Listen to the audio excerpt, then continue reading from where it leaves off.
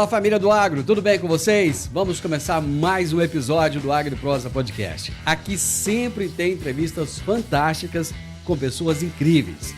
Temos também o canal AgriProsa no YouTube. Que tal dar uma passadinha por lá e assistir as entrevistas que você ouve por aqui? E se você achar que vale a pena, vai lá, se inscreve no canal. O like eu tenho certeza que você vai deixar por lá, né?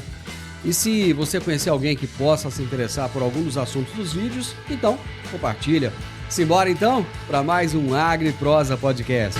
Antes de começar a nossa entrevista de hoje, eu vou trazer o recado do nosso patrocinador aqui no AgriProsa Podcast. Você está procurando a fazenda dos seus sonhos ou o lugar ideal para expandir os seus negócios no campo? A Rural Urbano Imóveis é a sua melhor escolha em todo o Brasil. Com uma equipe de profissionais altamente qualificados e especializados, a Rural Urbano Imóveis oferece as melhores opções em compra, venda e arrendamento de fazendas. Aqui, cada cliente recebe suporte personalizado para encontrar a propriedade perfeita, com toda a segurança e eficiência que você merece. Não perca mais tempo.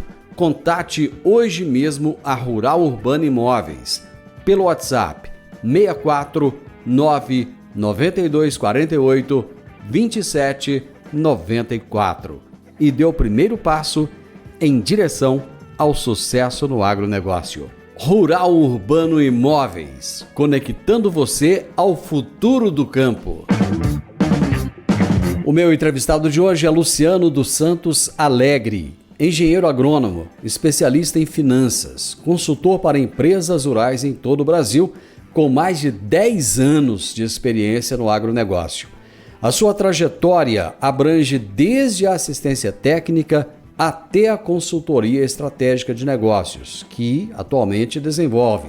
O seu foco está na otimização das finanças no agronegócio e também compreender os impactos na sustentabilidade dos empreendimentos. E o tema da nossa entrevista será: qual o impacto de uma frustração de safra na sua fazenda? Luciano, seja bem-vindo. Muito bom ter você aqui. Olá, Divino. Olá a todos os ouvintes e a quem nos assiste nas mais diversas plataformas. Muito obrigado mais uma vez por a gente estar podendo aí conversar e falar um pouco do que a gente tem visto dos negócios agrícolas. Para a gente é sempre um prazer e é sempre uma honra estar trocando essa ideia, estar levando um pouco daquilo que a gente está vendo a quem está nos acompanhando. Cara, mas é muito bom já começar a semana tratando de um assunto, de um problema, mas mostrando também uma solução. Antes de nós começarmos a falar a respeito do momento, da frustração, eu gostaria que você falasse um pouco da sua vida, da sua profissão. Quem é o Luciano Alegre? Bom, vamos lá então. O Luciano é um engenheiro agrônomo, pai de 2 filhos, casado, que mora lá no sul, lá no Rio Grande do Sul, atualmente, né, Divino? E eu rodo o país aí com consultoria de negócios, com consultoria em gestão para o agronegócio. E aí a gente abrange todos os lados do agronegócio, porque o objetivo é a perpetuação das finanças no agro. Meu foco está, em virtude da minha formação e de onde eu vim, minha origem também é o campo, sempre foi o agronegócio, sempre foi perpetuar esses negócios através das gerações. E aí eu tenho tido a oportunidade ao longo dos anos de acompanhar bastante gente, de conversar com bastante gente, de acompanhar muitas famílias que saíram lá do sul e vieram para o centro-oeste, muitos goianos que saíram do Goiás e subiram ao Tocantins, ao Pará, ao Mato Grosso, muito paulista, muito paranaense, enfim, muita gente que fez o agro, está fazendo o agro do país ser o que é e ter a relevância que tem no nosso país. E o meu papel é justamente esse, prover para essas famílias um olhar um pouco mais agrofinanceiro, vamos dizer assim, olhando a agronomia, olhando a operação agrícola, independente a cultura que for, e as finanças, a gente com um olhar um pouco mais frio no que diz respeito à geração de resultado, a análise gerencial das informações, ao fluxo de caixa, aos indicadores, a operações estruturadas, enfim, tudo que diz respeito a finanças, eu me proponho a levar de conhecimento, a levar informação a quem a gente está atendendo, a quem a gente está conversando. Então, esse é um breve resumo de quem é o Luciano, e nessa última semana tive uma oportunidade grande aí de rodar o Centro-Oeste, como uma parte do Centro-Oeste, entre Goiás e Mato Grosso, e a gente tem visto aí bastante casos de lavouras frustradas, de problemas financeiros que vão surgir. Então, o objetivo hoje é que a gente possa conversar um pouco mais sobre isso, né, Divino? Eu gostaria que você pintasse um quadro do que você viu, né, nessas suas andanças aí. Inclusive, você passou aqui pelo Sudoeste Goiano, está no Mato Grosso agora. O que você está vendo? Você tem conversado com produtores rurais? O que você está sentindo? A gente tinha uma perspectiva de uma safra até que muito boa, visto que é muito boa, não, depende do ponto de vista, depende de quem, depende da situação financeira, porque isso era da situação do negócio, isso é algo que varia muito. Mas era uma perspectiva boa, de normalidade, de preços ok, não dentro daquilo que a gente esperava, mas ok, pois muita coisa já tinha voltado a um patamar até que aceitável, apesar de existir espaço para voltar ao que era antes da pandemia. Me refiro principalmente a pacote de insumos e taxas de juros, visto que a gente ainda tem uma carga de juros em virtude da nossa taxa de juros, mas era uma perspectiva boa.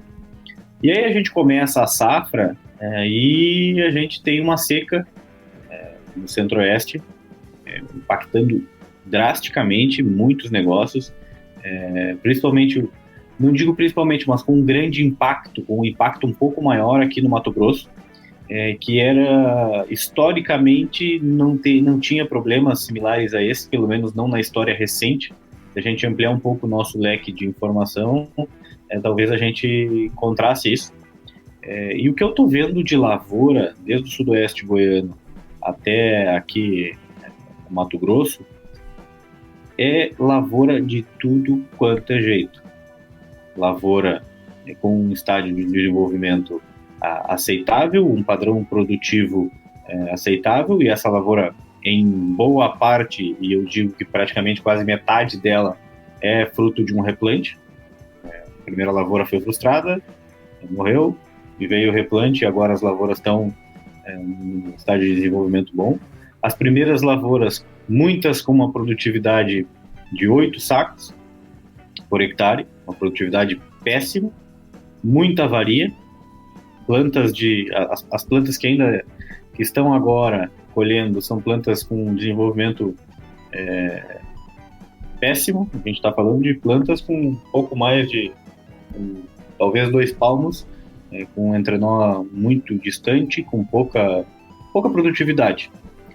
Algumas, a depender, às vezes dentro do mesmo, lavouras semeadas no mesmo período, com chuvas irregulares. Então, dentro de um mesmo talhão, por vezes, aí no Sudoeste Goiano tem um exemplo muito, muito prático de um cliente, né, que me trouxe um mapa hídrico do solo, mapa de produtividade, aliás, em que o talhão vem vindo a chuva, chega num determinado ponto, a chuva vem, uma das chuvas que choveu no início, choveu 30 milímetros, e na ponta de baixo do talhão choveu 2 milímetros.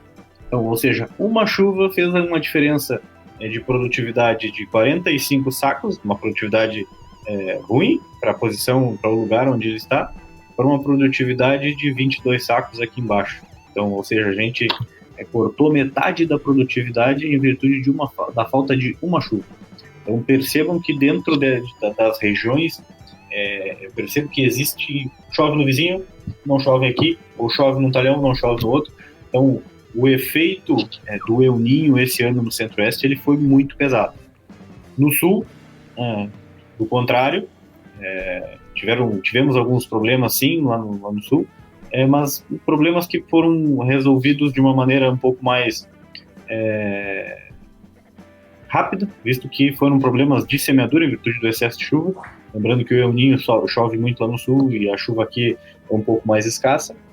Então, se a gente fosse olhar um panorama geral de comparação entre todas as regiões, nos anos que eu frequento o Centro-Oeste, eu nunca tinha visto uma disparidade de lavoura tão grande dentro de uma mesma fazenda. Esse se a gente fosse dizer uma frase, seria essa a frase. Nunca tinha visto uma disparidade tão grande de produção, de produtividade dentro de uma mesma lavoura, dentro de uma mesma micro-região. Então, esse é um dos pontos que levou a gente a conversar com muita gente, a pensar em estruturar as finanças de uma maneira adequada, porque há casos em que não vai ter soja suficiente para cumprir contrato. E aí, o que fazer numa situação como essa?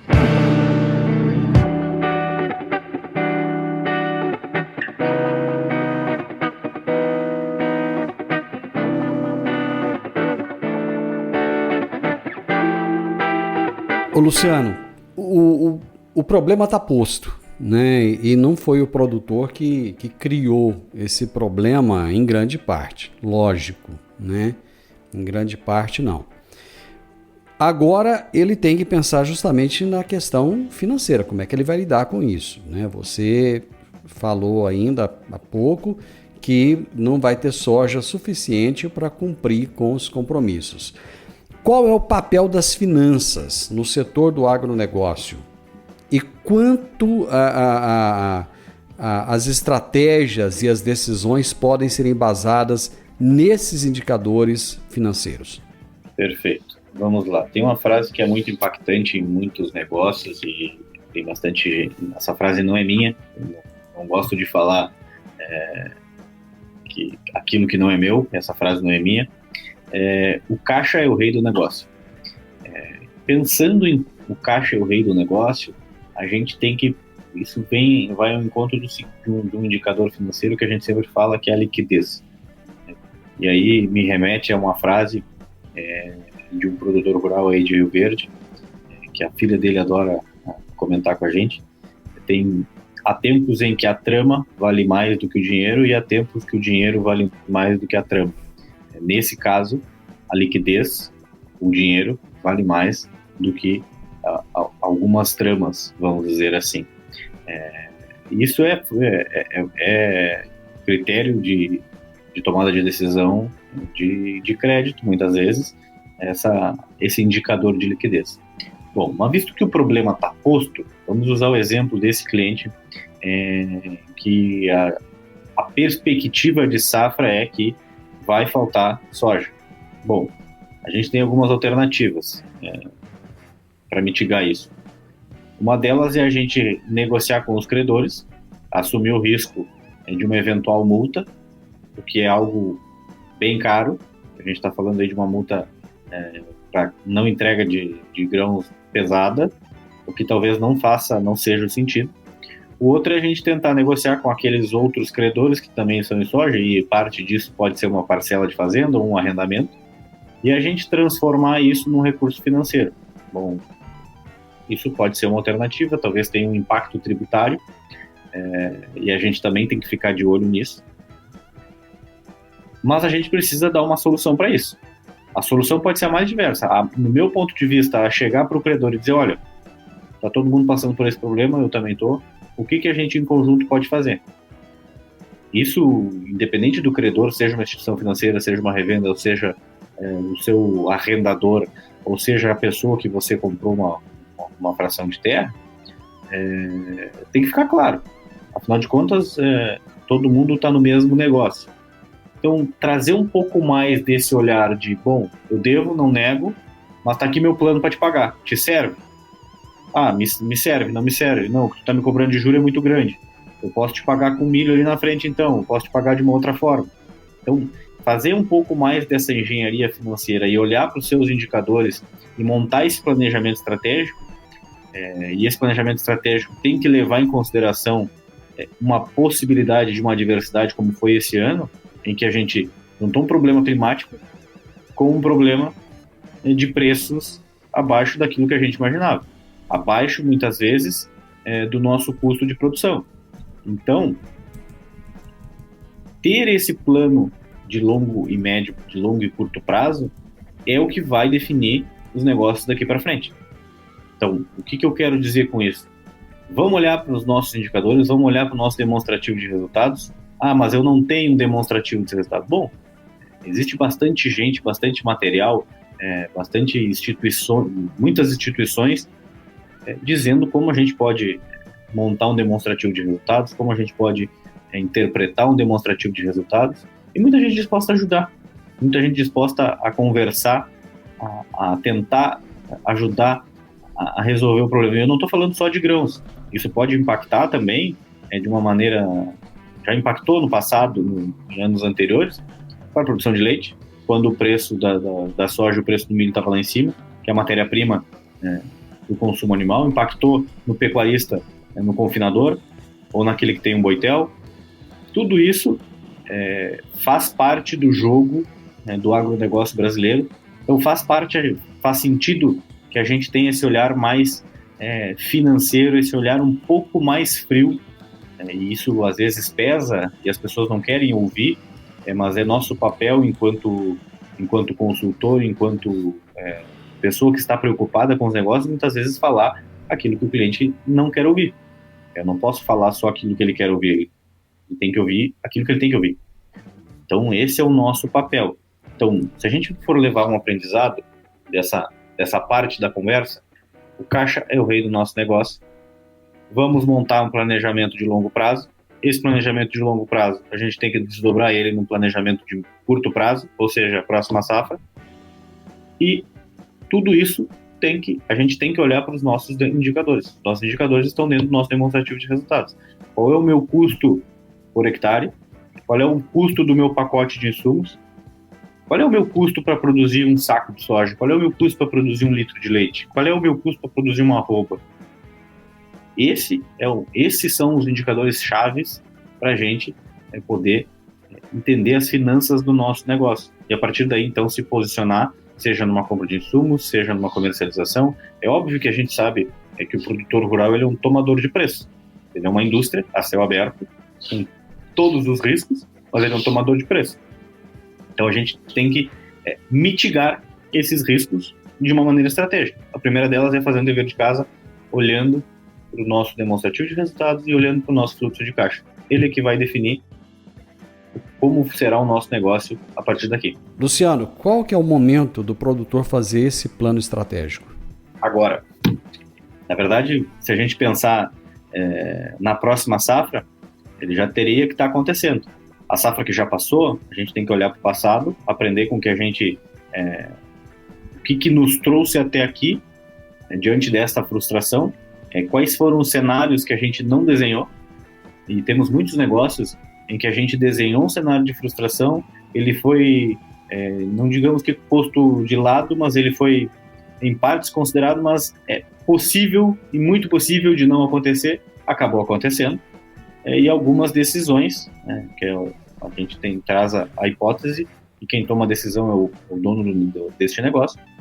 Para alguns negócios isso está sendo um problema e a gente está tendo que esticar a conta, negociar com instituição financeira, enfim, tentar amenizar o problema que está posto. Mas o momento da gente fazer o planejamento das próximas safras é agora. O objetivo é que a gente faça checagens ao longo do ano. Então a gente primeiro monta esse planejamento. Bom, onde eu quero chegar? Qual é o resultado que a gente quer chegar? Dados os preços de hoje. Bom, esses preços de hoje, usando o exemplo da produção de grãos, esses preços postos hoje para a comercialização da minha produção fazem sentido? Ah, mas o mercado vai subir ou vai descer? Não é assim, não é só assim que a gente tem que analisar. A gente tem que analisar frente ao nosso custo. Quanto que está me custando para produzir? Porque o mercado pode estar te dando uma soja, vamos dar o exemplo da soja, de R$ 85,00 e a tua soja está custando R$ 105,00. Não faz sentido a gente realizar esse prejuízo agora. Então, se eu de fato tenho que produzir, bom, o que a gente vai fazer? Bom, a gente precisa produzir. Agora, produzir no prejuízo, quanto tempo eu consigo segurar o meu negócio nesse formato? Ou o que eu posso cortar de custo para que eu volte a ter lucro com o que está me apresentando, com o valor que está me sendo posto. Ou não, o meu custo é R$80 e o mercado está me oferecendo R$105. Opa, eu posso fazer uma trava, posso fazer uma estratégia de comercialização e travar esse preço no mercado financeiro. É totalmente possível. Estou dizendo para a gente sair daqui dessa conversa, desse nosso bate-papo, ir lá e fazer em 50% da nossa produção, eu acho um pouco temeroso. Se a gente nunca fez esse tipo de operação. Tem coisas antes que a gente precisa fazer. E a partir disso, ir fazendo este aprendizado do mercado financeiro. Que uma coisa é a gente produzir, uma coisa é a gente fazer algo que a gente já está acostumado e que a gente já tem experiência. Outra coisa é a gente entrar num negócio novo de uma maneira muito acelerada. Pode nos fazer ter um tombo ali na frente. Como uma estrada que a gente nunca andou. Se a gente não olhou o mapa, se a gente não sabe, não estudou o trajeto antes, não tem como a gente andar acima do limite da via. Porque a chance da gente cair num buraco ou de errar uma curva é muito grande. É como a gente andar de olhos escuros, de olhos vendados no escuro.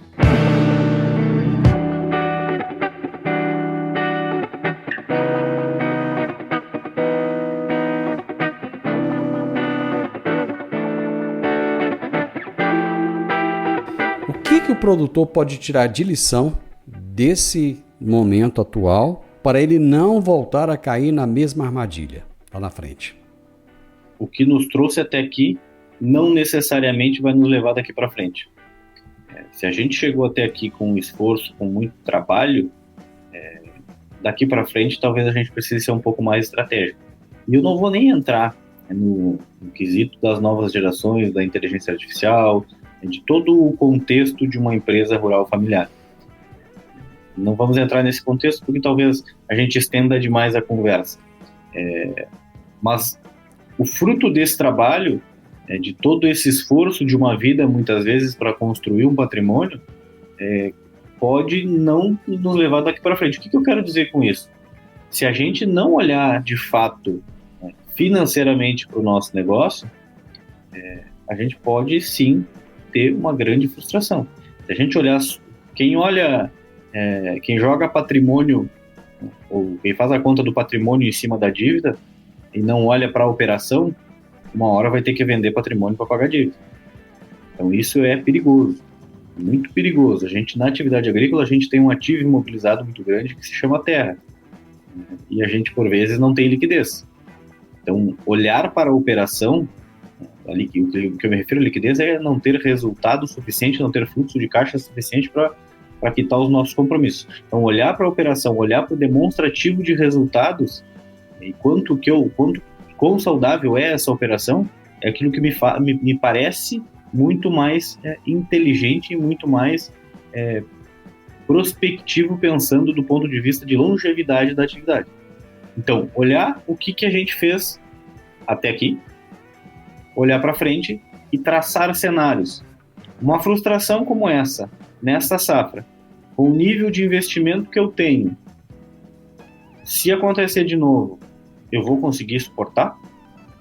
Ou o que eu posso fazer hoje para, caso exista uma frustração de safra ali na frente, eu estar preparado para atravessar ela? Aquilo que não nos mata nos faz crescer. Se essa frustração não vai nos matar, ela tem que nos fazer crescer. Nos fazer crescer e aprender com o que aconteceu agora.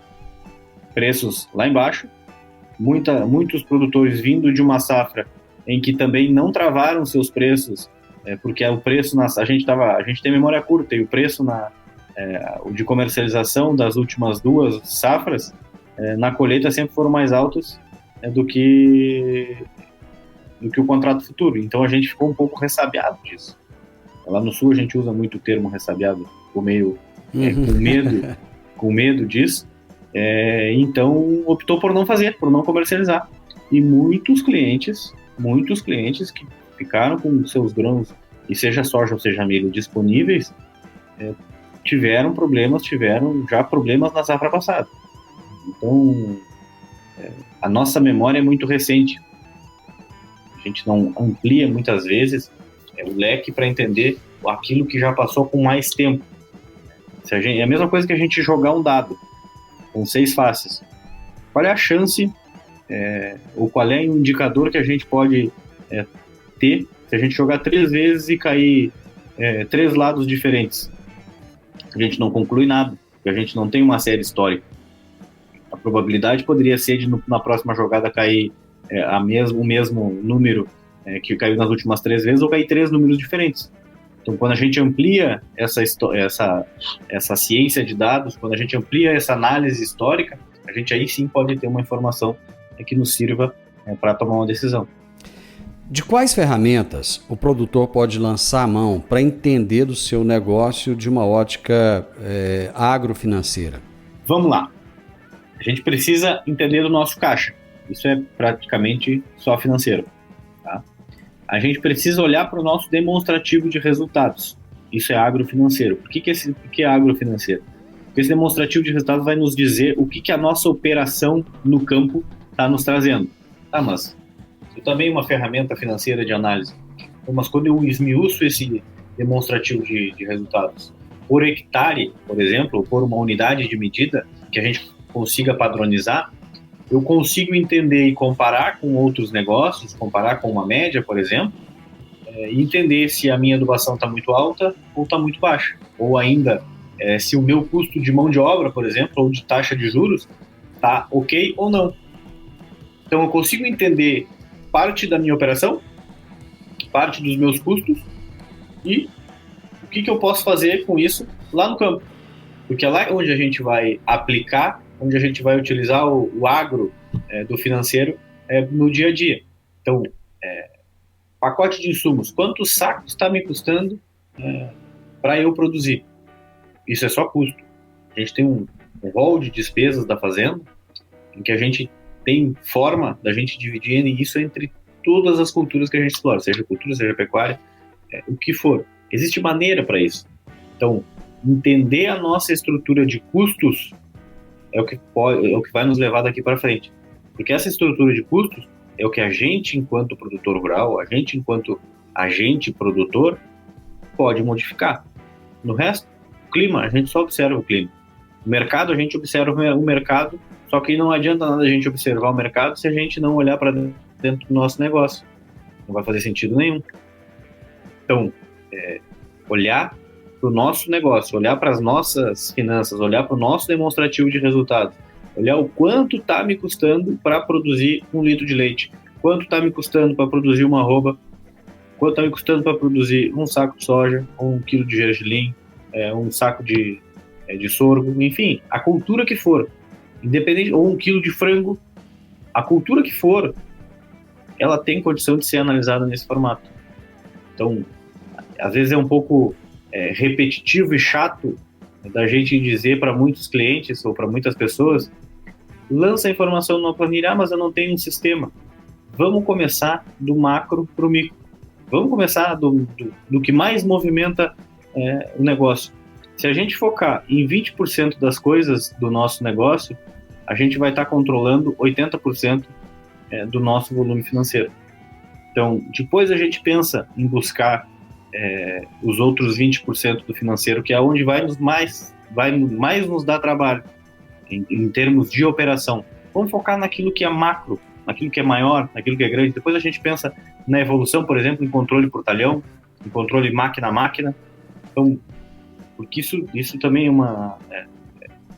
muitas vezes a gente começa um sistema de gestão começando do micro e tentando chegar no macro. Só que as coisas não funcionam, porque essa é muita informação. Às vezes a gente não consegue fazer esse cruzamento. Então, quando a gente vem construindo uma cultura de gestão em que a gente vai dar maior informação e a partir daí a gente vai refinando isso, faz muito mais sentido e é muito mais fácil da gente fazer com que a nossa equipe se engaje, fazer com que a gente se sinta parte daquilo e a gente consegue a partir daí então tomar decisões mais assertivas. Meu amigo, muito bom. Você ajudou, tenho certeza absoluta, né? Trouxe aí um quadro, pintou esse quadro pra gente e mostrou a solução, que é o mais importante.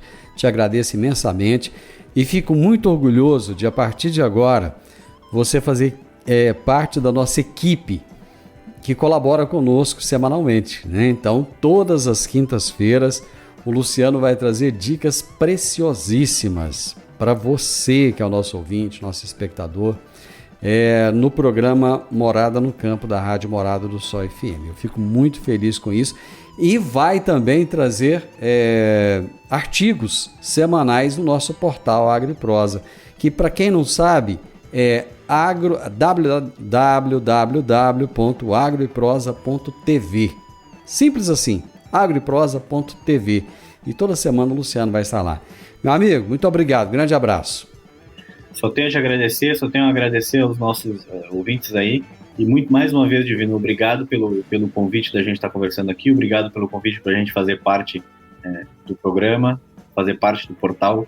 Para mim é um orgulho e uma satisfação imensa. Eu já te trouxe isso em outras oportunidades, eu só tenho a te agradecer essa oportunidade. Muito obrigado, espero ter contribuído e fico sempre à disposição de quem quiser telefonar, mandar uma mensagem no Instagram.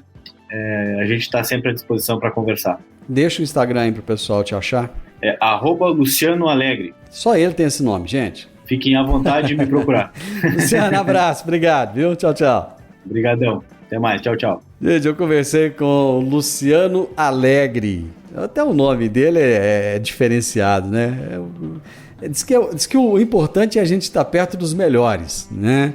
E eu privilégio de ter o Luciano Alegre conosco aqui. Ele é engenheiro agrônomo, especialista em finanças e consultor para empresas rurais. O podcast Agro e Prosa tem o objetivo de falar do agronegócio de forma fácil, simples e descomplicada.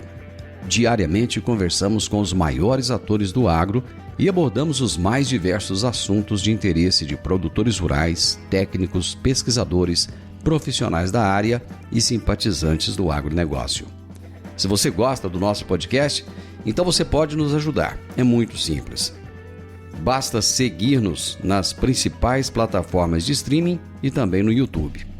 Se você deixar um gostei, compartilhar os episódios e deixar um comentário, já vai nos ajudar muito a dar relevância tanto ao podcast quanto ao canal.